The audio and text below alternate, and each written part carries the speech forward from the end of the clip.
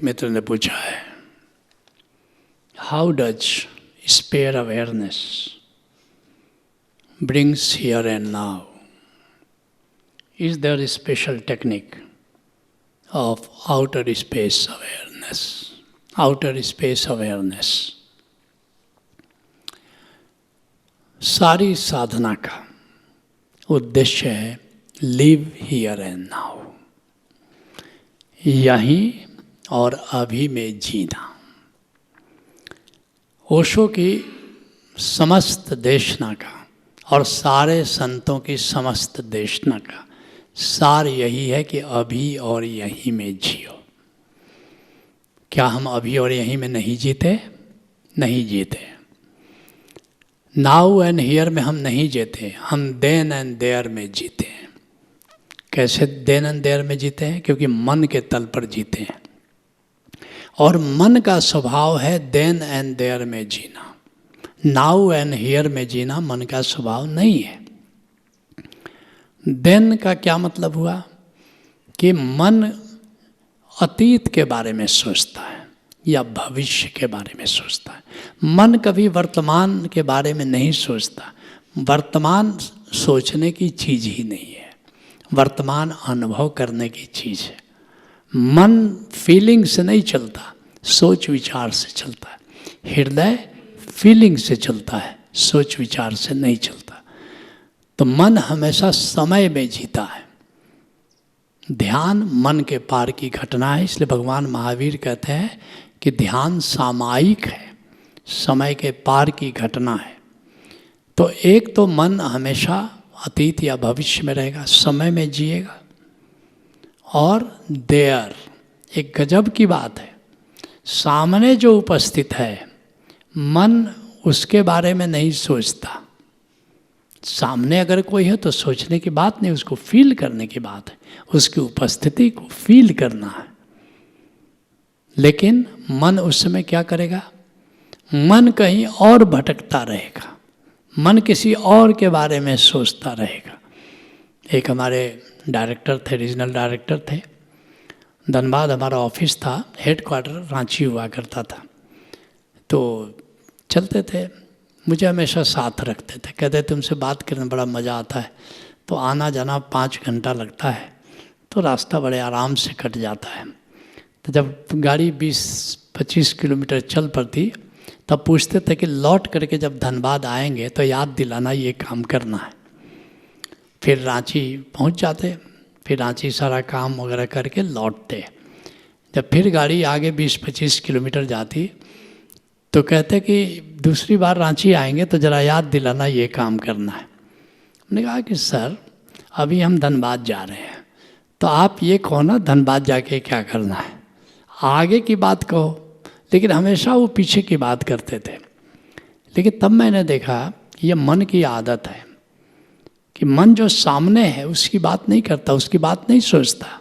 अधिकतर मन then and there में जीता है, कहीं और के बारे में सोचेगा। इससे मुक्त होने का, देन एंड देयर से मुक्त होने का उपाय क्या है? नाउ एंड हियर में जीने का उपाय क्या है?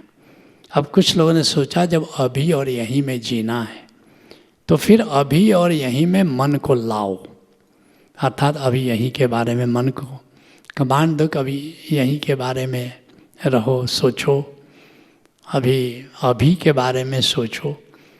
तो ज़बरदस्ती मन को अभी और यहीं में रखने की कोशिश करते हैं। कितना देर रख पाओगे?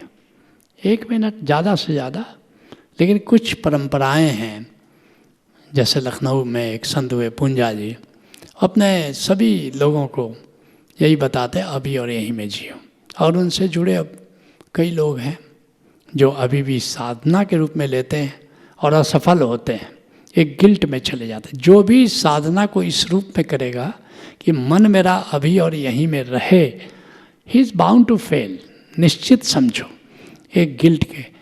और पूंजा जी या उनके परंपरा में जो अभी लोग हैं, मुंजी, गंगा माँ, वर्तमान, रहस्या, ये सब अपने लोगों को यही बिठा के समझाते हैं। लोग भी सोचते हैं कि मेरे आचार्य ने, मेरे गुरु ने तो बड़ी ऊंची छलांग लगाई है अभी और यहीं में जीते, नहीं, वे भी नहीं जी रहे हैं अभी और यहीं में।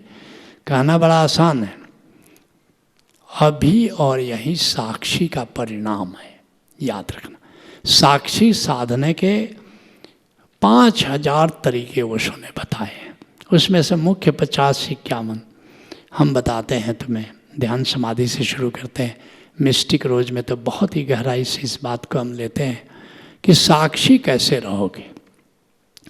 उसमें से एक तरीका तुमने पूछा है कि कैसे हम स्पेस अवेयरनेस में रह कर के अभी और यहीं में जी सकते हैं। बहुत सिंपल तरीका बताते हैं, यद्यपि मैं बता दूं कि मुख्य रूप से ये साक्षी होने का तरीका है। जिस भी तरीके से तुम साक्षी होगे, परिणाम उसका अभी और यहीं में आना ही आना है। मगर तुम साक्षी को भूल कर सीधे अभी और यहीं में अगर जीने का प्रयास करते हो तो असफलता सुनिश्चित है। ओशोधारा में स्पेस टेक्निक जो देते हैं उसी की बाबत तुमने पूछा है। बहुत आसान है साक्षी होना स्पेस अवेयरनेस से। कैसे? जब सांस लो तो बाहर के स्पेस का ख्याल करो, और जब सांस छोड़ो तो भीतर अंतराकाश का ख्याल करो। जब बाहर के आकाश का ख्याल करोगे तो अभी में आ जाओगे, टाइमलेसनेस में आ जाओगे, क्योंकि स्पेस और टाइम एक साथ तुम ख्याल नहीं कर सकते। जब टाइम में रहोगे स्पेस का ख्याल नहीं होगा, जब स्पेस का ख्याल करोगे तो टाइम का ख्याल नहीं होगा। जैसे सांस लो और तुम बाहर के आकाश का ख्याल करो, अभी में आ जाते हो, समय के पार आ जाते हो। अभी मतलब नाउ मतलब टाइमलेसनेस, समय के पार की बात है। और जैसे तुम अंतर आकाश का, आत्मा का ख्याल करोगे, वैसे ही यहीं में आ जाओगे। अब अंतर आकाश से क्लोज, उससे निकट तो कुछ है ही नहीं। जब तुम अपने अंतर आकाश, शरीर के भी अंदर, शरीर से भी निकट तुम्हारा अंतर आकाश है, तब चेतना अंतर आकाश में आ जाएगी तो यहीं में आ जाएगी। चेतना जब बहिर आकाश में पहुंच जाएगी तो अभी में आ जाएगी। और साक्षी का ये जो मेथड है, साक्षी की जो विधि है, ये बहुत ही सुंदर है। सबसे बड़ी बात ये है कि इसमें लंबे समय तक रह सकते हो इस साक्षी के इस प्रकार में। और सांस ऐसी चीज़ है कि इसका अस्तित्व है, इसका अनुभव करना आसान है। और तुमको तो मंत्र भी दिया गया है, ओम हूँ। जब भी ओम के साथ सांस लो और बहिराकाश, हूँ के साथ सांस छोड़ो और अंतराकाश का अनुभव। और इसका परिणाम क्या होगा? न केवल साक्षी में रहोगे बल्कि इस पल में जियोगे। और जो इस पल में जीता है वो बहुत आनंदित होकर के जीता है। तुम्हारा पूरा जीवन उमंग और आनंद से भर जाएगा। Let's acknowledge.